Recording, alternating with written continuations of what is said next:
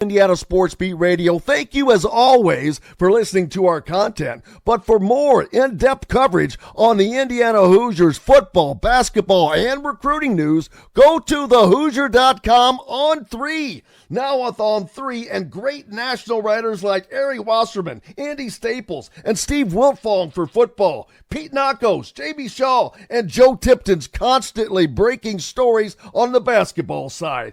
And the local coverage from Alec Lasley, Kyler Staley, and Zach Browning. You can catch something new every day at thehoosier.com. Go there. Sign up today. Welcome to Indiana Sports Beat Radio, brought to you by the Hard Truth Distilling Company in Brown County, Indiana. So for the thousands in attendance and the millions watching around the world,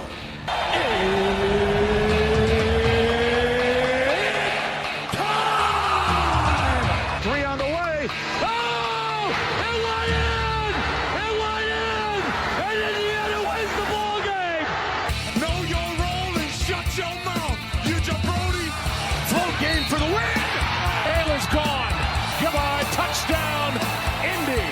Woo! IU, America, they got a football team now. It's pretty simple. I win. Google me. You know that I'm the cream of the crop. Oh. Now, from the Hard Truth Studios, here's Jim Coyle. Hard Truth Distilling Company studios on this Wednesday, joined now by WDRB.com's Rick Bozich. How are you, sir? I'm scrambling. I was out at the track this morning, but I wanted to make sure I got back in time to talk to you, so I just got in. I appreciate you so much. I thought you might have gone out there. It had to be a beautiful morning, it looked like. Yesterday was a great morning, and the day before, but this morning it's a little overcast. It hadn't started raining yet, but it was a big crowd, as you know. Every day on Derby Week, more and more people are out there. That it's a great place. Tour groups come there. Local people who love horse racing have out-of-town guests that come out there. Celebrities are out there. Politicians are out there. Media people are out there, and horse people are out there. So Derby Week is really it's like having a Super Bowl here every year. Yeah, it is pretty cool because of the access. It is amazing. And it's not access for everyone, but it's still open to the public for like Dawn at the Downs, things like that. Right. Dawn at the Downs, you go and actually sit in the grandstand and get breakfast and stuff. You can watch the horses train. The Derby horses and the Oaks horses train every morning between 7:15 and 7:30. Now, most of their actually training is over. Now they're just out there galloping and, getting them out of their stalls and stuff to relieve their boredom, I guess. But other horses, it's a big week of racing here at Churchill Downs. There's some really fantastic horses that are running Thursday, Friday, and Saturday, and trainers here from all over the world. And it's a horse racing. It's a horse race celebration of horse racing. It absolutely is. And I talked about this the other day, and I've talked about it a number of times. How fortunate people that live in Seymour, Indiana, might be the most fortunate people on the planet. They are dead center between the biggest sporting event in the world and one of the other biggest sporting events in the world. But most of importance, two of the most important sporting events in the world. And it's crazy. The Derby and all that is right there, but they're all both such international events now as well. The Derby has really morphed into an international thing over several years of owners from, whether it's been from Dubai or even England or Japan, and auto racing, of course, the IndyCar racing, always big international flavor to that. But yeah, the crowd that it gains, the celebrities. Have you seen anybody so far besides yourself? You're our celebrity. Randy Moss and Mike Tirico. There is one person that's slipping my mind. I haven't seen Bo Derek yet. She used to be a regular. A lot of the real celebrities don't usually show up till like Thursday or Friday, and go to some of the parties and stuff. But I haven't really seen any huge celebrities on the back. racing celebrities. Jean Crouget, who was the jockey aboard Seattle Slew, who won the Triple Crown in 1977. Steve Cawthon, who was once on the cover of Time magazine when he won the Triple Crown unaffirmed in 1978. Dwayne Lucas. But how old was he when he won? I forget. Yeah, not very old. I think less than 20. I'm pretty sure. I thought he was a teenager. Yes, it was nuts. Yeah, that was a different time, different world. But yeah, he was an 18-year-old jockey who couldn't lose. But yeah, those are the main people that we see out there. I'm getting ready to write a column. I met a young man who has, and I don't do TikTok, but he's got 9.7 million followers on TikTok. And he is embedded with one of the Derby horses, basically telling the story of the horse, but also he's sort of the horse's good luck charm. I wonder if I could 9.7 million, Jim. It left me speechless. I was just staring at that number. I don't do TikTok either, but a lot of people do. We're dinosaurs. If somebody would give me 9.7 million views, I would jump on. Now, let me tell you, I would forget all about that, worrying about it being from China and all that. I'm like, go ahead, take my information. I don't care. Give me the viewers. Yeah, he's just a kid who grew up in Central Illinois and went to Indiana State and wanted to be a nurse, and somebody talked him into starting a TikTok account when he was in pre-nursing, and he struck a nerve, and he's grown to 9.7 million followers, and now he's attached himself to this one horse, and he's been here with the horse and telling the story of Sandman. So I'm going to post that column later this morning. So just I love that name, Sandman. Does he have his walk-up music when he comes out to the track? Enter Sandman? Into the Sandman, baby. Yeah. Him and Mariano Rivera. Yeah, it's a good idea. I don't know. Absolutely. That would see the Derby. That's the one thing. The access is incredible, but there's the music that would be awesome, but that's not something that you'd see at a race. But I think that would be cool as hell as they announce the Derby horses. They all have their own walk-up music. Yeah, it would be. What they do have is the walk across from the barns to the front side. Yeah, very, very cool. Although I've heard this year they're cutting back on it. There were too many people out there last year. Oh, there are. There's an entourage with each horse of about 30, 40 people. And I'm like, dude, where the hell are all those people going to go once they get around here? But it takes too long. It also takes away from the parade itself because all you can see is a mass of people. Yeah. I mean, I've done the walk a number of years, and I thought last year there were too many people out there. And one of the owners told me that one of the horses got stepped on, and he made a complaint to Churchill Downs, and he thinks the crowd's going to be cut back this year. I think that they should. I mean, I have never tried to do that, although I was working when I was a young punk and working in the early days, but even before WOKY, I was working for I think ABC had the Derby that year. Maybe they did. And it was, I think, it may have been 91 when Pat Day won, or it was the year afterwards. But anyway, 92 was Little E.T. That was Pat Day. Little E.T. Okay. This may have been then. I can't remember the guy's name that was at the track at the time. Carl, he's now with the sports commissioner or something. Carl Schmidt. Wasn't he like the SID at the track at one point? Yes, he was. Came here from the Miami Hurricanes. Boy, I can't believe I'm pulling that out of him. I didn't know that. But anyway. He's retired now. He's what? Retired? Yeah. Oh, yeah. This has been a while. I'm showing my age. But we were told, the do's and don'ts. Don't go into the winner's circle.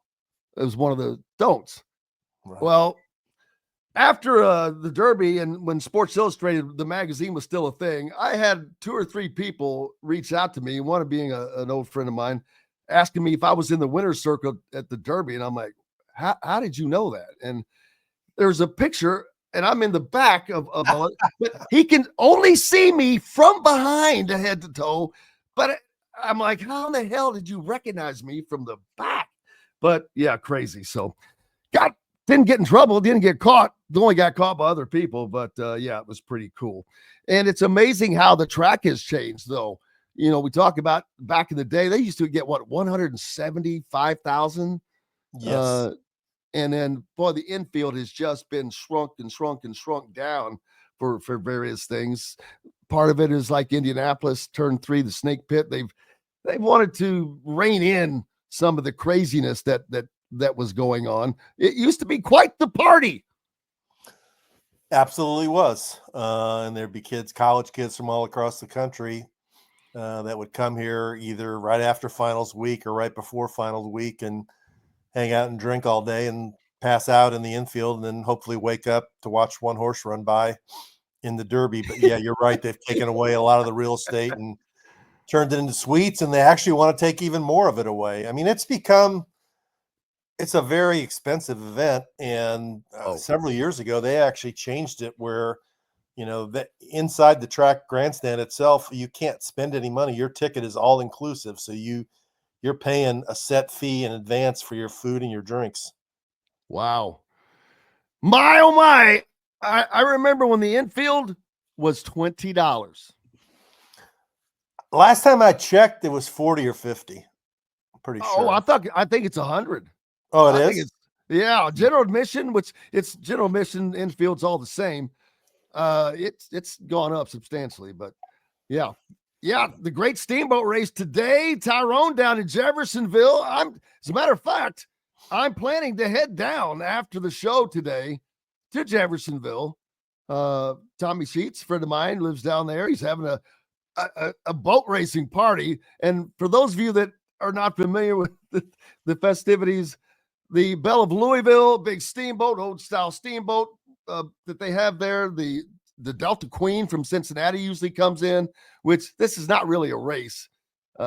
The Delta Queen would just smoke the Belle every year, but they kind of had a prearranged deal every year where one would win and give the gilded antlers. Is it still pretty much the same thing? I'm pretty sure the fix is in, yeah. Whose turn is it to win? I'm not sure. The first few years I lived here, I went to a steamboat race party, but you know, after I got more involved and kept up with the Derby, by Wednesday afternoon, going out there every morning, I'm kind of fried. So I hate to apologize, but I'm sorry. I don't really follow the steamboat race real closely. They changed. Used to be the parade was on Thursday. They changed that to the Sunday before the race. Holy smokes. It's already happened. I'll be darned. Well, maybe that's a good thing not to have it during the week. Who knows? I don't know what it's. So.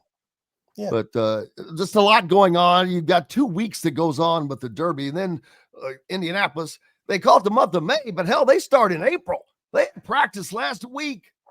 And so that is up and running. It's just such big things that are going on right now. But yeah, the Derby just each day. And Thursday, tomorrow, now known as Thurby. It used to be I talked about it, the Locals Day. Well, man, that has become an entity in of itself.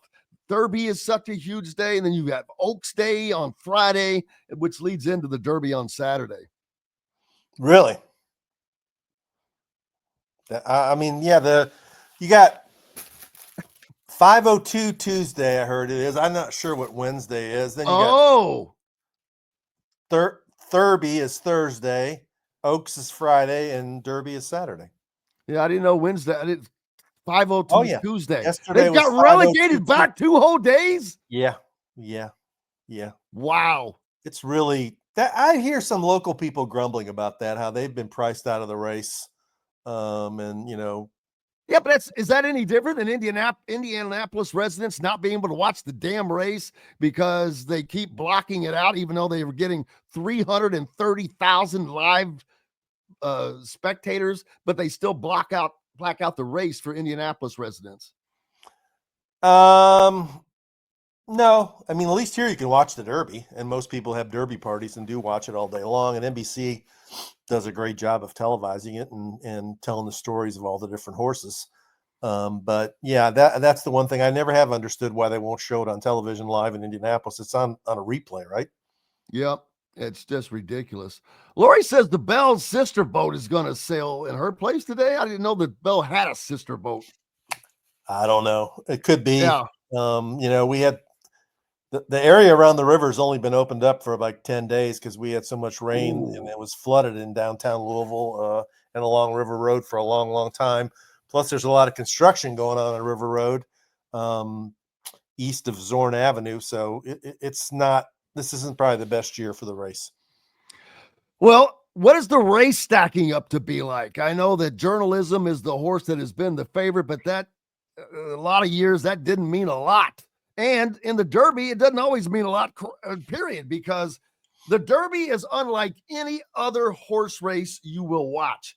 20 horses starting, if they all get to go, but 20, you can't understand the amount of flesh that is, especially when they come out of that starting gate and all 20 of those horses. I will never forget the year Big Brown won, and he was way out. Was he an 18th starting position or something? I think you're right. I think it was 18. Because I was not too far in from where the starting gate was. That gate opened, and that dude just roared straight in. Like, he looked like Charles Barkley or Shaquille O'Neal just clearing out. And that was something. But those 20 horses, it can make or break you if you don't get out of that starting gate right. Yeah, that first quarter mile run, it's a little bit more than a quarter mile actually to the first turn. I'm not saying you can win the Derby in that first quarter mile, but you can definitely lose it if you get shuffled back too far and get forced wide and have to take a longer trip, or you get blocked by more horses when you finally do start the move because you're so far behind. But that's a very exciting part of the day, of the race. Watching those horses fight for position, having your fingers crossed that nobody goes down. I always worry about there being when a horse goes down or something in the middle of that pack. It'd be awful. And which horses are going to go hard in the beginning, which horses are going to be held back a little bit and be comfortable for running off the pace. So Journalism is the favorite. I think everybody I talked to said he is the best horse, but as you mentioned, the best horse doesn't always win the race. The horse with the best trip oftentimes wins the race. And there's a horse, the hometown kid, Brad Cox, will win the Kentucky Derby this year. There we go. He's already won one, but that came on the DQ of Baffert. There's another horse called Sovereignty, trained by Bill Mott, who's really good. There's another horse called Sandman, who's trained by Mark Cassie, who's really good. Another horse. Sandman's my horse, baby. He's already my horse by default. There you go. Another horse, Publisher. If you're into the media stuff, there's Journalism and there's Publisher. There's your daily double, or your exacta, rather. There you go. The media daily double. The biggest race this week isn't just the Kentucky Derby. The biggest race is that Journalism, his people have these hats that say Journalism on them, and every media person in town is pestering the people at the barn. They want a Journalism hat, and nobody that I know has gotten one yet. So that's that. I said, you guys need to sell these hats. You could sell thousands of them to media members. Yep, don't say that. They're used to getting stuff, man. Come on, we don't want to buy it. Makes it hard on us. I'm hoping to be down there tomorrow and Friday to do the show, and hopefully we'll run into you and see you and be. But I'm looking forward to it, man. It is just it's a crazy fun environment for those of you that haven't done it or gone. If you're able to, it's something you should experience because it is different. And the Derby itself, when they say the most exciting 2 minutes in sports, it really is. I was sitting here thinking, okay, what other sport is it that is condensed into that? And there really isn't anything because it is all this buildup. I mean, we're talking a buildup of a year because of the horses that make it in, and then you kind of know the horses that are going to be that should be qualifying for the Derby, and you keep an eye on them. Then you have the races that are leading up to it down in Keeneland and other places, and then it all comes down to 2 minutes. And man, all eyes right there for 2 minutes. It is just like Indianapolis is the racing capital of the world. the Derby is the fastest, or that's the fastest 2 minutes in sports, I guess, is that what it is? The fastest 2 Most minutes? exciting 2 minutes in sports. Most Okay, exciting. I had it right the first. Yeah, I had it right the first time. And it is. It's cool. I mean, it's actually so cool to see all of those people just locked in to the same thing for that little blip of time. Yeah, I mean, the roar of the crowd when they're all in the starting gate and they say, and they're off. I mean, when the bugler plays, the call to the post, my old Kentucky home, everybody stands up and sings it. When the horses walk from the paddock down the track to the starting gate, the anticipation, people are watching to see which horses are behaving and look cool and calm, which ones are acting up and look fractious. And then, as you mentioned, the race to the first turn. And then, when they come around the clubhouse turn, trying to figure out, pick out where your horses that you bet on are doing and whether they actually have a chance to win. Long season on the south side. Yes, it is, Brian. We lost last night. Oh, I didn't mean to bring that one up. I hit the wrong one. I hit that by accident. That's okay. I wore it to the track today. People ask me why I haven't given up yet. Hey, no, I'm proud that you're proud. I love somebody who will stick by their team. Hey, I've gone through plenty. The Reds, just because they're in second place right now, doesn't mean diddly do. It's where they end up. We'll wait and see about that. But yeah, it's this will be three straight 100-loss seasons, Jim. 3 straight. That's hard to do. I was talking about somebody the other day about this very thing. I said, hey, you got to love somebody who sticks with that. And the White Sox, they've won 7 whole games, but they're not the worst team in Major League Baseball. Colorado Rockies are worse. The Rockies make the White Sox look like World Series champs. Well, we haven't played them yet, so they can pass us when we play them. We'll see what happens. Do they play? Do you all play? Well, in baseball, they changed the schedule last year or 2 years ago where every team plays everybody at least 3 games. Oh, so I think last year the games were in Colorado, so this year they'll be in Chicago. Was not aware of that. Looking forward to that. What has been the funnest thing out at the track that you've seen happen this week? Anything out of the ordinary? I remember one of the times when I was there back in the day, there was this dude that was from England walking around. He had his little whatever. I know who you're talking about. He's not here anymore. Wasn't he a journalist from England or something? Correct. Yeah. I can't remember crap, but I was remembering all this stuff today. I don't know what's going on. It was a very distinctive, yeah. There aren't as many people like that anymore. The most interesting person still is Dwayne Lucas, and I'll tell you why. He's 89 years old, and he has a horse in the Derby. And that is crazy. He gets on a horse every morning and leads his Derby horse out to the track.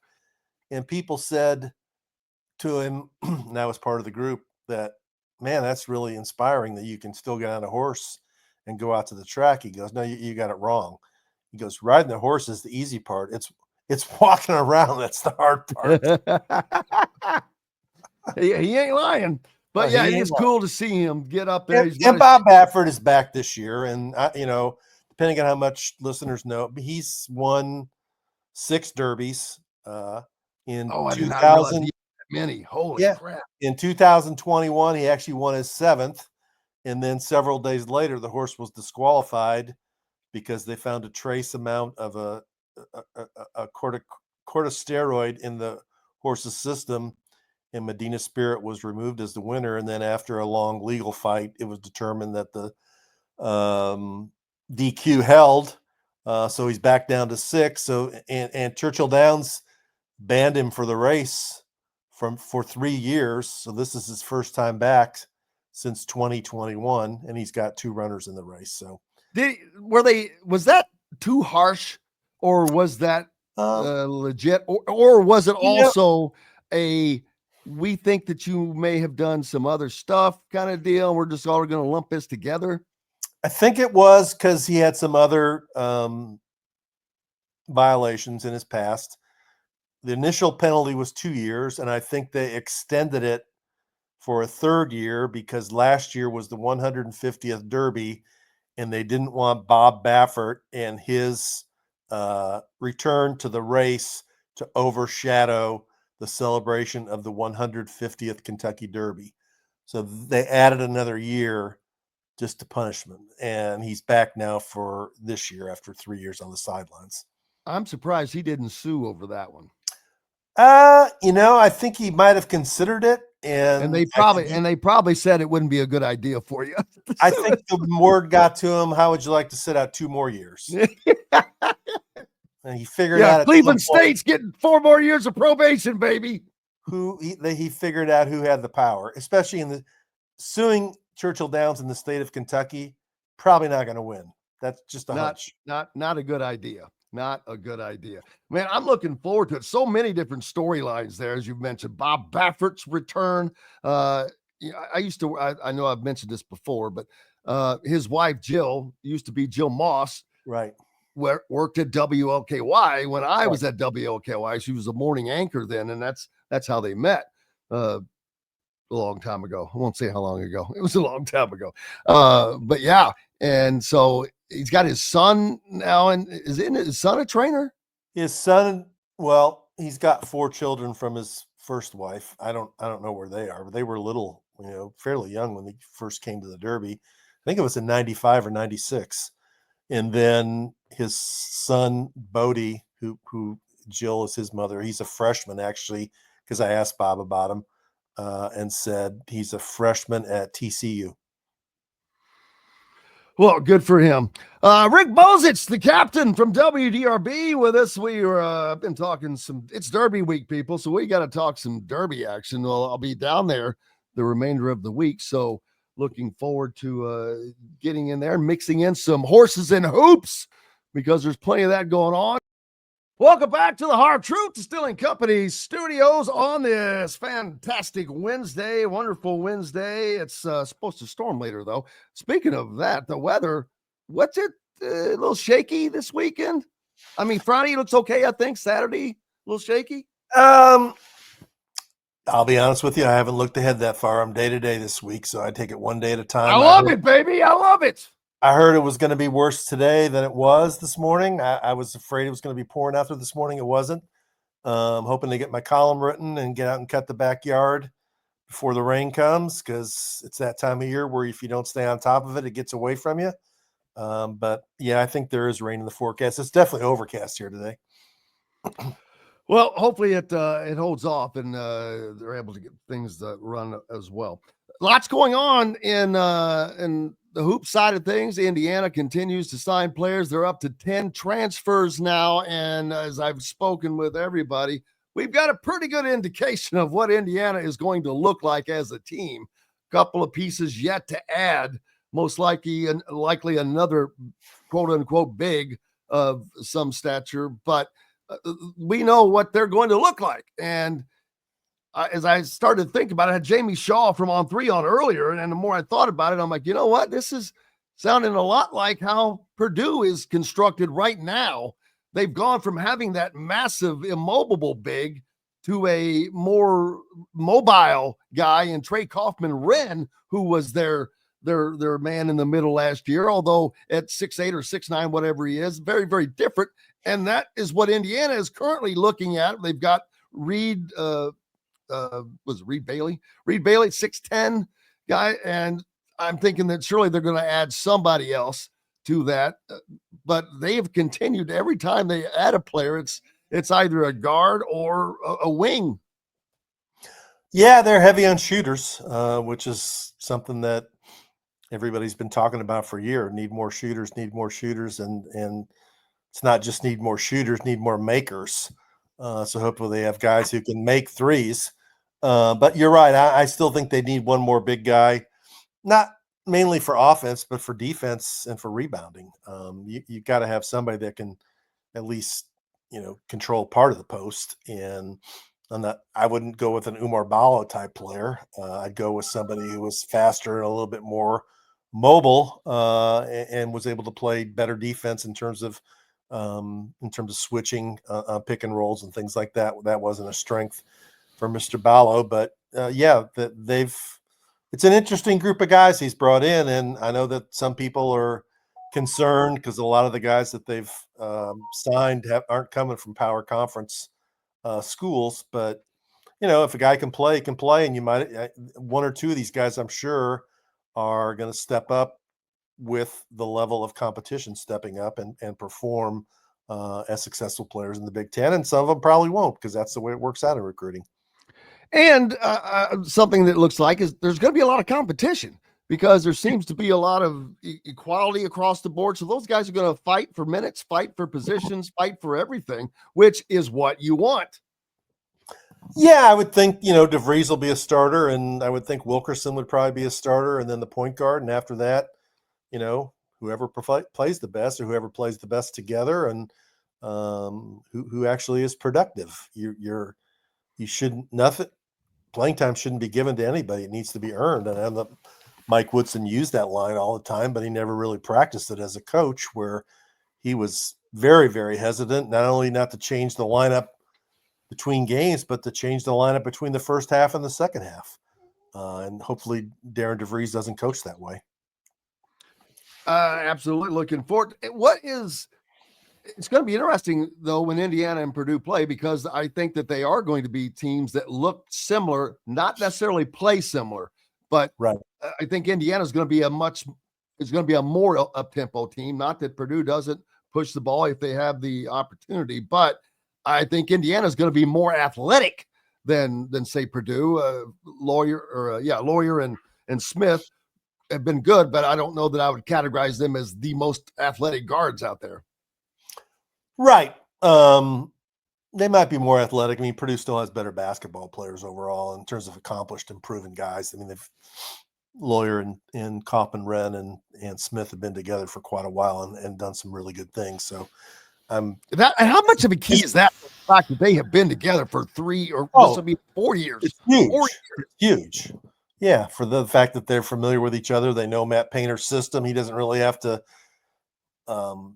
spend a lot of time coaching them in terms of what he wants to do. They know what he wants to do, and they can coach other players themselves. I'm sure they've got, from the fact that they just came this close to winning the championship 2 years ago to the fact that this year they were really good again. What did they make it to, the Sweet 16? I don't even remember. Is that what it was?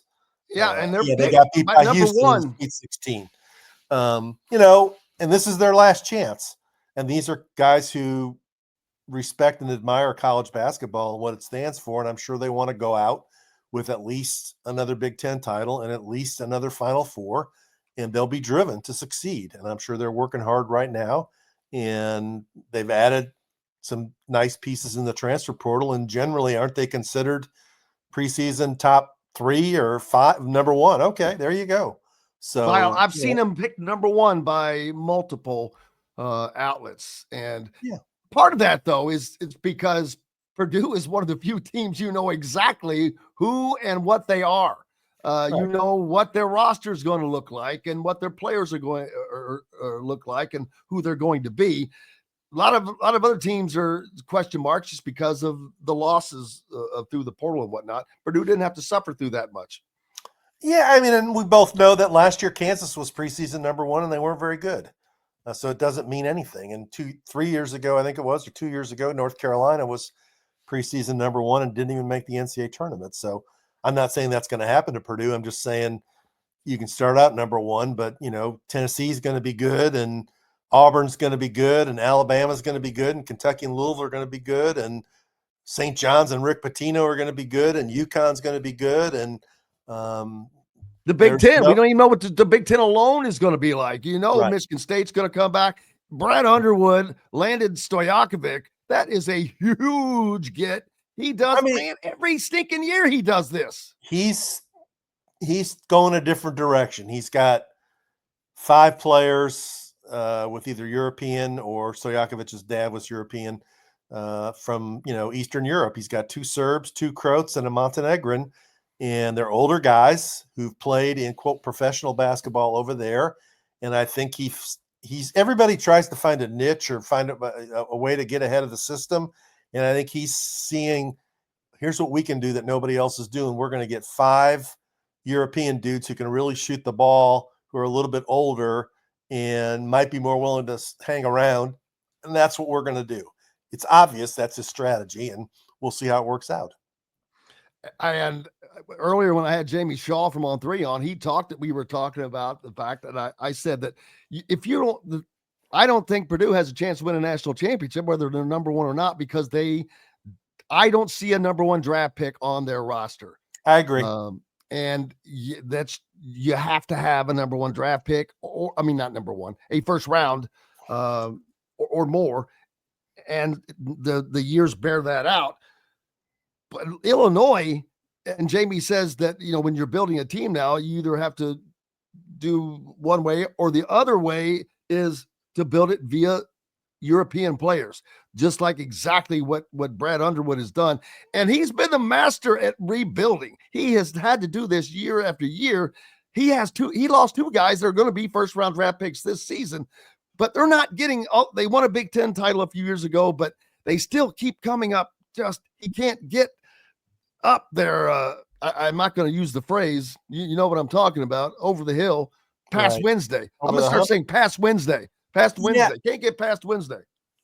He's gone a different direction because his first few years he was there when he had his big success. He had Kofi Cockburn at Coburn, however you pronounce it, at center. And he was a big immobile guy who was a power player who dominated a lot of people, but he could be taken advantage of and was taken advantage of in the NCAA tournament. And he had Andre Curbelo at point guard, who was wild and out of control, and he left after a year. I think he's decided. He's been there now, 8 years? He started when Archie started, and he's looking for a different direction. He's going with the European guys, and I think all of college basketball is going to be watching Illinois to see how it turns out. They may be actually. They may end up being the number one team in the Big Ten. Well, of course, we have to wait and see. Or Michigan supposedly had the best portal players. And Dusty May did a great job. Second in the league last year and won the Big Ten tournament. So it's going to be Purdue, Illinois, Michigan State, and Michigan. Those are the big four. Yeah, Dusty did a great job when the portal. He filled his portal needs. It seemed like within minutes of the portal being open, boom, he was done. Had what he needed, didn't need a lot, got what he needed. And that has to be a very, very relaxing feeling for him. Just like with Matt Painter, he doesn't have to focus on Darren DeVries right now. Man, filling a staff, filling an entire roster. That's a lot to do when you're going against these other programs they're already so ahead of that. So you're behind. Now they have to catch up. Teams like that have a lot of catching up to do. We saw Pat Kelsey at Louisville do that last year very successfully. I think being in the ACC probably helped that. And we'll see how Darren DeVries can get this done. But it's a lot of newness, and there's going to be a lot of people wanting Indiana to be in that top 4 echelon. That's going to be a hard thing to reach in this first year. Yeah, I mean, Kelsey had several other advantages that I think were important. One is he brought his entire coaching staff with him from Charleston, so he wasn't looking for assistant. He had his guys. And secondly, he brought 3 players with him, including 2 guys that were starters. So he had some players who were familiar with his system. It was an easier transition. As far as I know, DeVries has only brought in 1 guy, right? His son, and that's not even official yet. So it's a different deal. And he's adjusting to moving. He's probably trying to sell his house. His family might still be in Morgantown. Who knows? And it's a big change. And, he's done a good job of getting players out of the portal, but he also has to get out and introduce, high school recruiting is going to kick up pretty soon. He's got to get out and make connections with the AAU programs that matter and the high school coaches that matter. And it's a big time for him to sort of get his feet set and start moving forward. Yeah, and the one thing that I have enjoyed, I've had Jason Drake on the show the other day. Josh Harris will be on with us tomorrow or Friday, I think. But even in the comments I've seen, they seem bought in, not to just coming in and collecting a paycheck. Jason Drake has already said on the show that he has another year, but he doesn't want to go anywhere next year. He wants to stay where he is. that's kind of refreshing to see because, boy, you seem like you're chasing your entire roster year in, year out. And I get wanting to check your value, but it's also nice to see guys that, okay, as long as we can get something worked out, I'm cool where I am, to not have to cause, much effort for that to happen. But it also shows you that they want to be where they are. And that is very, very important. Yeah, I mean, I'm sure Russell wants us to wish him a happy birthday. So happy birthday, Russell. There you go, brother. I'm sure it is, because a lot of these guys are moving up from the A-Sun or the Conference USA or other leagues where they're, they might play in front of more people in their one home game than they played in, or two home games in their entire home schedule last year. It's a whole different world of exposure, of media, obligations, of competition, of everything that's would be different from going from a low major, mid major to a high major team like Indiana, where the expectations are to get to the NCAA tournament and succeed. And that's another thing I've seen multiple players mention was walking into Assembly Hall. And it kind of plays to what you just said. They're not used to playing in venues like that, much less one that is one of the more famous venues in all of college basketball. Jason Drake said that it kind of helped me when I walked in. He goes, I knew about it. My dad they grew up as Michigan fans. So they were, they knew about the Big Ten. He said, but I walked in and he said it kind of helped make my decision. So it still has an effect for those that have not been there. No, that's the kid that's coming from Drexel. Yeah. At Cleveland State. Yeah, so he knows what the Big Ten's all about. The two kids coming from North Florida, this is an entirely different world. That's the same league that Bellarmine's in, and some of these other schools where you're playing in arenas that have 2,000, 3,000, 400, 4,000 people, and I'm sure they're not always full. And now you're coming into a place where you're going to be playing in front of 17-2 or whatever Assembly Hall holds, in addition to all the other places Indiana goes. Yeah, and so it's just Purdue, Louisville and Kentucky, both on the schedule now.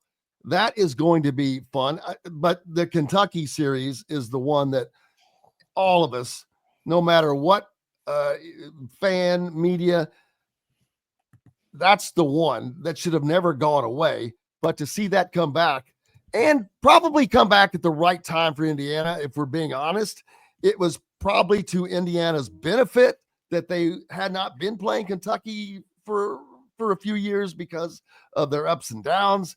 I don't know how that would have gone, but it's probably restarting at the right time for Indiana. Yeah, I would think so. Playing Erupt's never easy, although Kentucky did lose a few home games last year.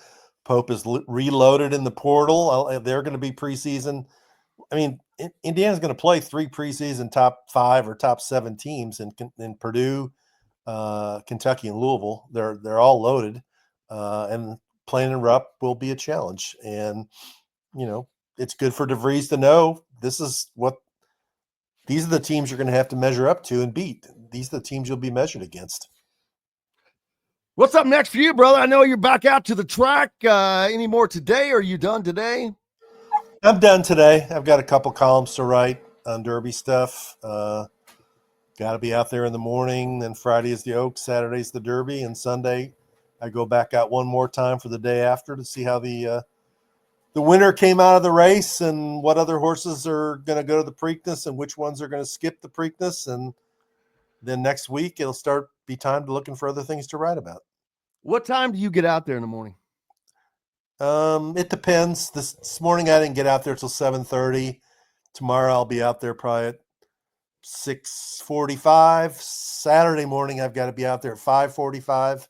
It's early. I'm not a morning person, Jim, so it's a struggle for me. Right there with you, my friend. Right there with you. Appreciate you as always. All right. Have a great week. Hope to see you when you're down here. Let me know. We'll see you at the track. All right. Rick Bozich from WDRB.com joining us. Make sure you're giving him a follow, keeping up with all his great content.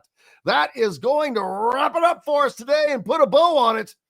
Cannot thank you guys enough. We're back tomorrow to do it again. Planning on being down at Churchill Downs the rest of the week. Coach Griff will join us. Bob Kravitz. Josh Harris will join us as well. Kristen Airy will talk about that big Pacers win as well. Appreciate you guys. Until tomorrow, I'm Jim Coyle. I will see you on the radio. Thanks for listening to Indiana Sports Beat Radio. Be sure to subscribe to our YouTube page for more clips and team coverage of Indiana basketball, football, and more. You can also find full episodes and tons of other content on thehoosier.com.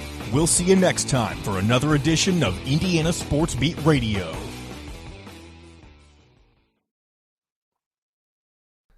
Hello, everyone. Jim Coyle with Indiana Sports Beat Radio. Thank you, as always, for listening to our content. But for more in-depth coverage on the Indiana Hoosiers football, basketball, and recruiting news, go to thehoosier.com on 3. Now with On 3 and great national writers like Ari Wasserman, Andy Staples, and Steve Wiltfong for football, Pete Nakos, Jamie Shaw, and Joe Tipton's constantly breaking stories on the basketball side. And the local coverage from Alec Lasley, Kyler Staley, and Zach Browning. You can catch something new every day at thehoosier.com. Go there. Sign up today.